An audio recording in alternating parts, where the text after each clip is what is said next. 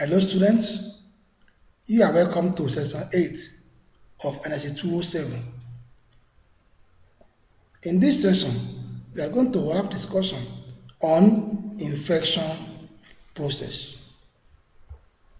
Infection process. When you talk of infectious disease, you know that it is caused by microorganism that impairs patient's health. An infection, by contrast, is the infection of an application in the body by any of various microbial agents which I have mentioned before, bacteria, virus, fungi, protozoan, etc., as well as the reaction of tissue to their presence or the toxin they produce when they invade human body. That is what they call infection. When health is not altered, the process is called subclinical infection. Thus, the person may be infected but not have an infectious disease. That is where use of vaccine actually came in for prevention of infectious disease. And with that, we are going to have discussion on what we call infectious process. When you are through with this study session, you should be able to explain those factors that predispose an individual to infection. I'm going to discuss the factors that are essential to the prevention of infection and also explain the chain of transmission of infection. When we talk of factors that predispose one to infection, they are put under three major headings. Like you have seen on the slide, the medical factor, lifestyle risk, and travel risk.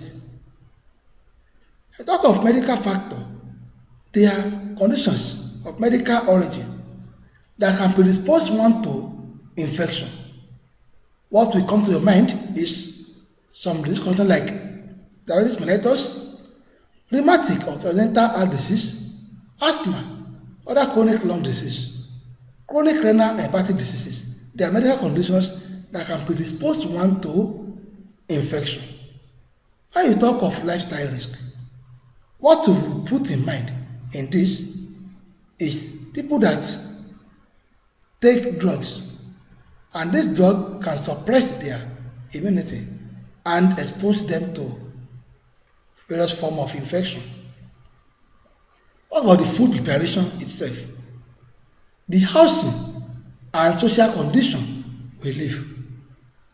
The infection you have contracted during your childhood age is part of it. Smoking, alcohol use, drug use, and tattoo, commonly seen today among our youth, are those lifestyle risks that will contribute to someone developing infection. When we talk of travel risk, one can sustain injury as a result of accidents, and that wound may become infected with tetanus. Or respiratory infection that will come due to diphtheria, tuberculosis. One can have typhoid or cholera due to drinking infected water while on journey. You can be bitten by mosquito due to malaria.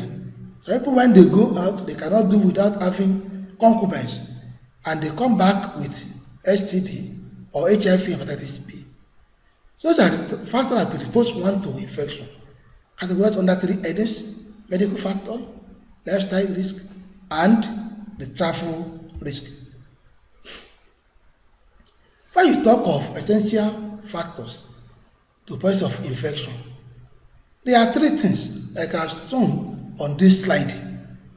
The first one is that the organism that is pathogenic in nature will be present. It will be bacteria, a virus, a fungi, a parasite, but they must be present.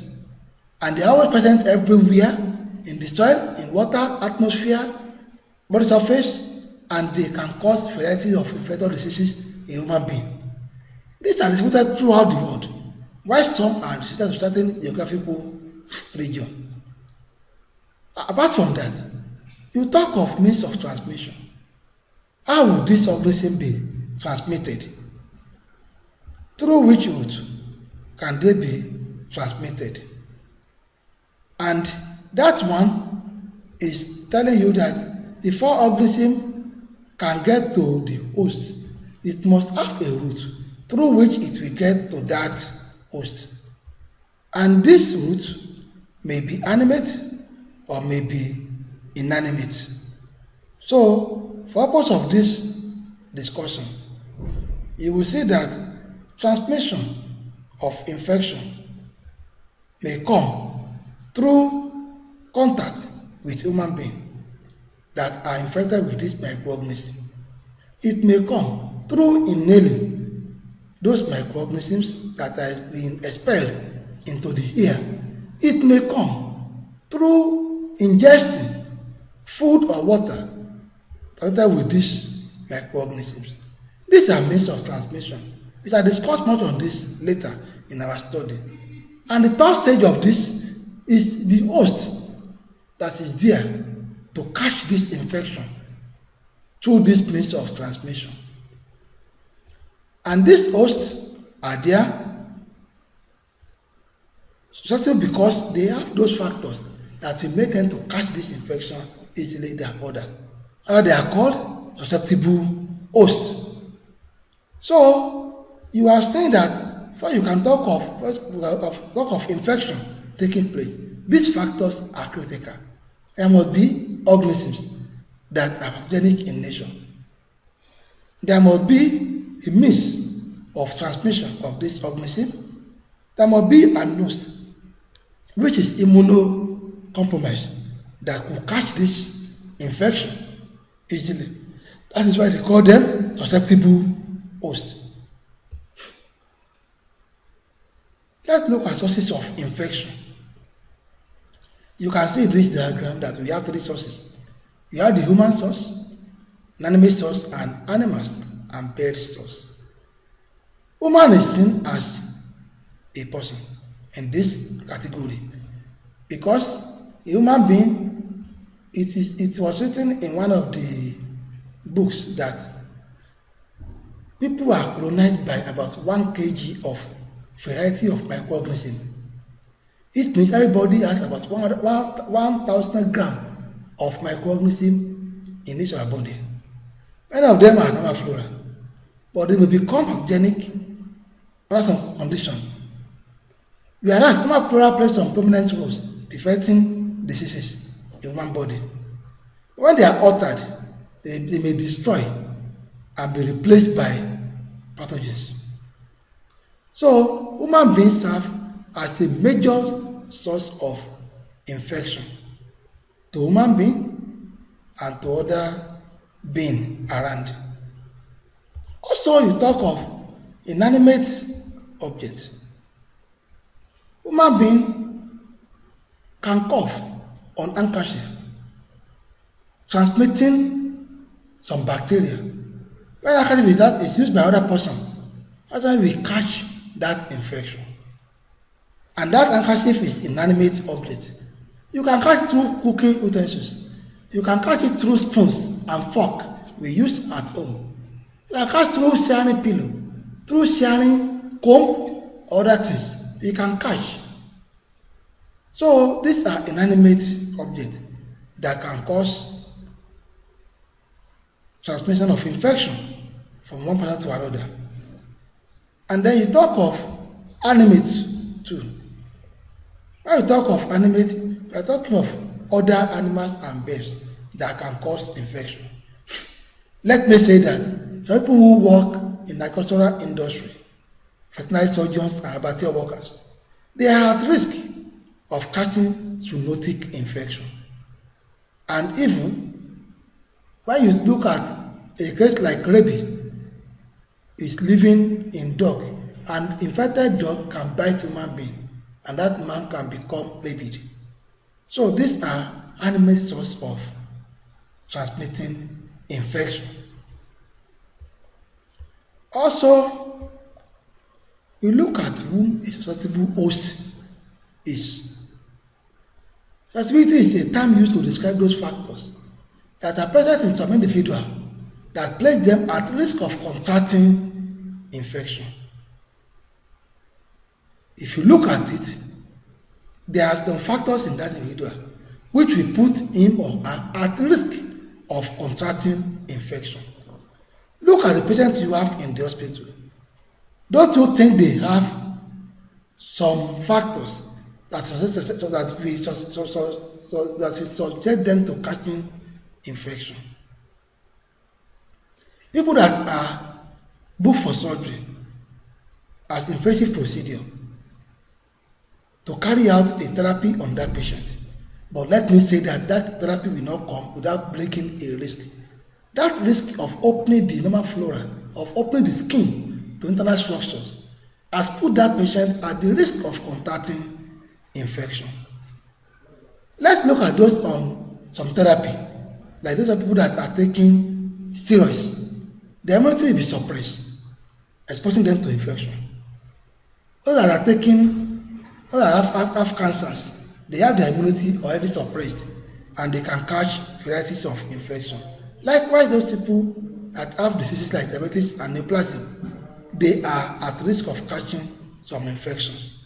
Those and other factors are what make women susceptible to developing infection. And also, you look at those factors that affect susceptibility. You look at the age. When you talk of age, you talk of extremes of age. The children, they don't have matured immunity to protect them. The aged, they don't have immunity because of genetic things that are taking place in their body. The organ that will be available for their immune system are degenerated and they could not get adequate immunity again. So they are very susceptible to infection. Second, people are those that are drug and immunotherapy. Like I mentioned, if you are on drugs now like steroids and anti-chemotherapeutic or what they call anti-cancer medicine, they suppress immunity and they expose you to developing infection.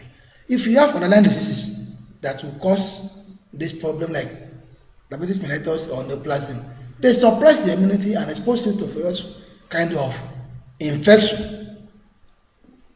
Let's look at the chain of transmission of infection.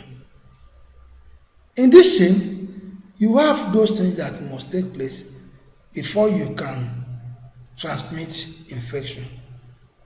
Like we have said before, you must have a reservoir, somebody who harbours that microorganism. That microorganism must have, that reservoir we are talking about must be animate or inanimate object, whereby this organism live. And then, beside the reservoir, you must have the route of transmission. That is, there is port of entry and port of exit. Port of exit from the reservoir and port of entry into the susceptible host. They must both be present. Apart from that, you will have mode of transmission. Port of entry may be nose, maybe mouth, maybe skin, maybe any part of the body. But mode of transmission is what will tell us whether these diseases can be transmitted through physical contact, fecal contamination, or through sneezing or coughing. It must be through a good mode of transmission. Then you talk of susceptible host. The host that will now catch this infection from the reservoir are called susceptible hosts. So this is a chain of transmission. It must be complete before you can have successful infection. When you look at factors that are responsible for infection, there are two. There must be infectious agent, there must be host. Without these two factors, there could not be any infection. Agents we talk about are bacteria, virus, and fungi, protozoa we have discussed earlier on. Then you must have the host. That host is the one that will catch this microorganism and we start manifesting clinical symptoms of infection. So that is what we refer to as host-parasite interaction. The host may have some defense mechanism and may not allow it to be infected. But when these mechanisms are not available, the host is easily infected and they are susceptible to developing infection. When next we meet, students, we will discuss more on important topic in microbiology. Until then, good night.